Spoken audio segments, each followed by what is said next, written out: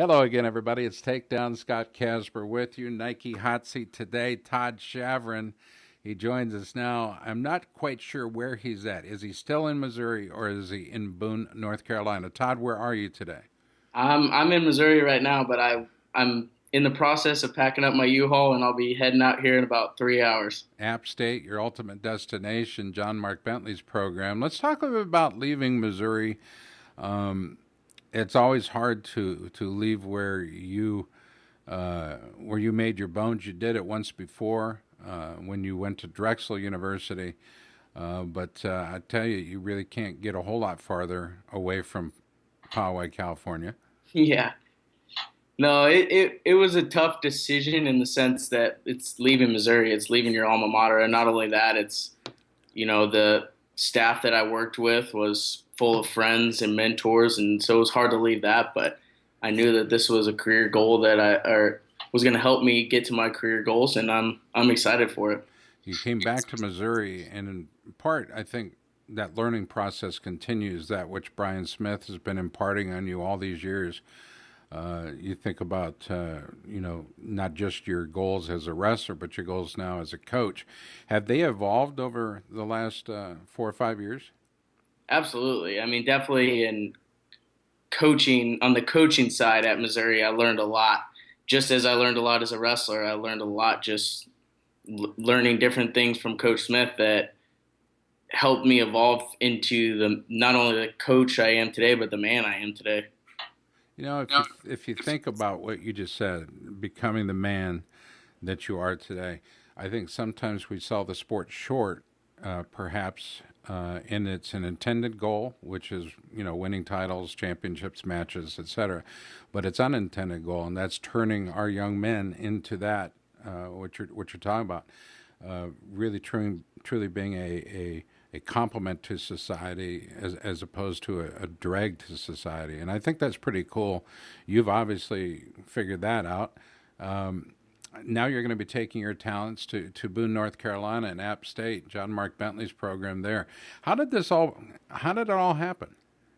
Um, I had gotten contact one way or another with John Mark, and I took a interview out there and fell in love with the area and the program, and I'm really excited for everything that John Mark's done and continues to do. And the fact of the matter was we saw eye to eye on a lot of different things, and that was a huge selling point for me.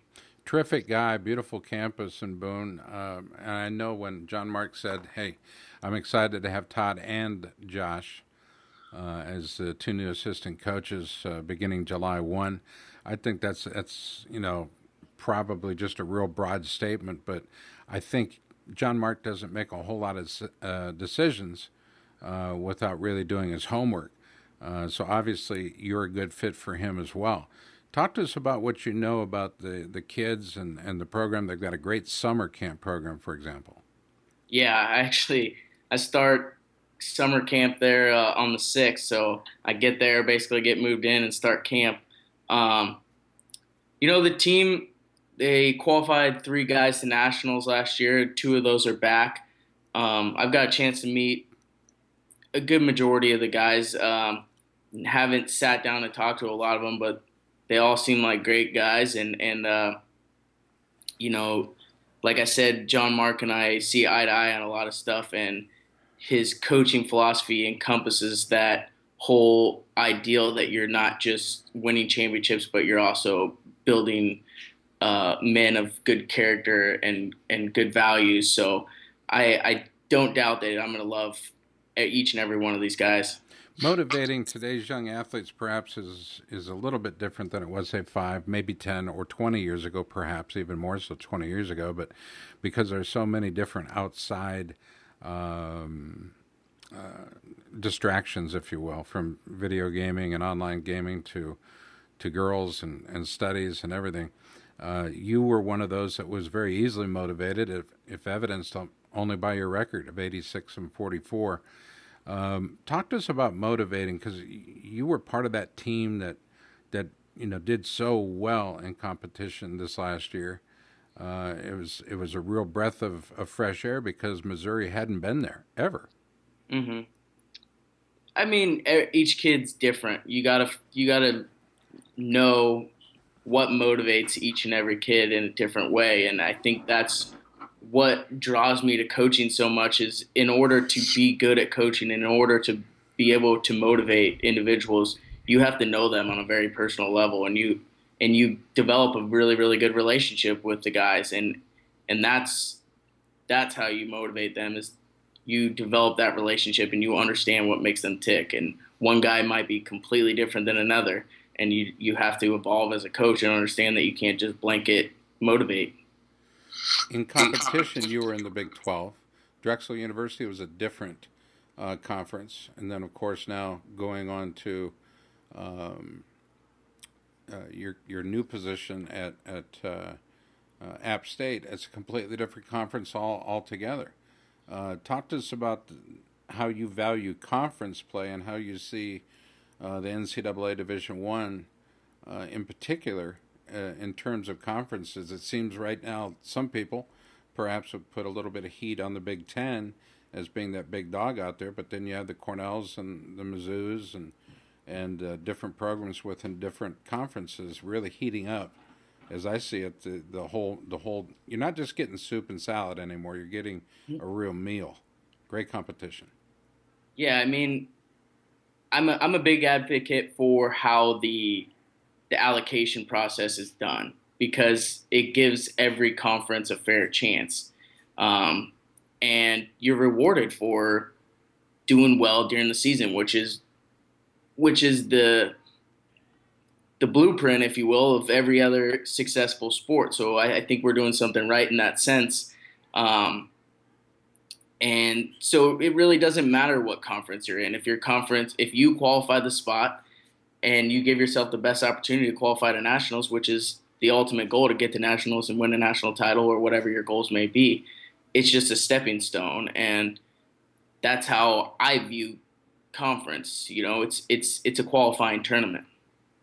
Well, you were a three-time qualifier yourself when wrestling for Missouri, and by the way, you're part of that the Brian Smith era that continues, and we're not going to write Brian off anytime soon. But the point is, you were part of the emergence of Missouri, coming all the way from Poway. You had to buy into what Brian was selling early, even with the great guys you were able to compete with, and compete within the then Big 12, and the structure that was the Big 12 at the time.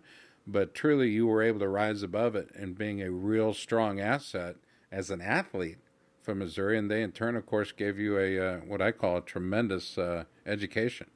Hmm. Yeah, I mean, Brian makes it easy to buy in. The whole Tiger style, the word is not just a breakdown; it's a philosophy, and it's a way of life, if you will, and a way of life that it's broken down into a lot of different pillars, but all in all, it's doing the little things right.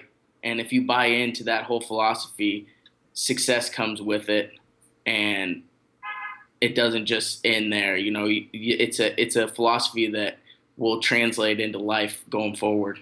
What do you hope to do with your degree from Missouri? Was what, interdisciplinary studies? Yep.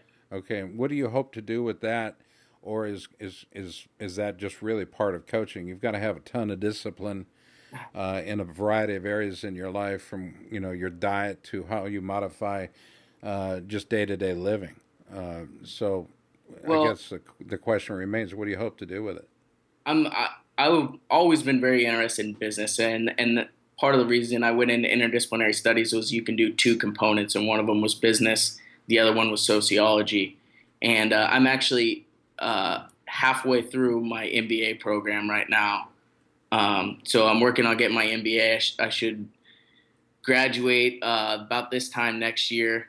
And I like I love coaching, and I like having that MBA in my back pocket. One day I would like to get into administration. Obviously, my first passion right now is coaching, but getting that MBA is definitely going to help me in that essence. Wherever that happens and whenever that happens, and we expect to see Now that I've got written down 1 year from today, MBA.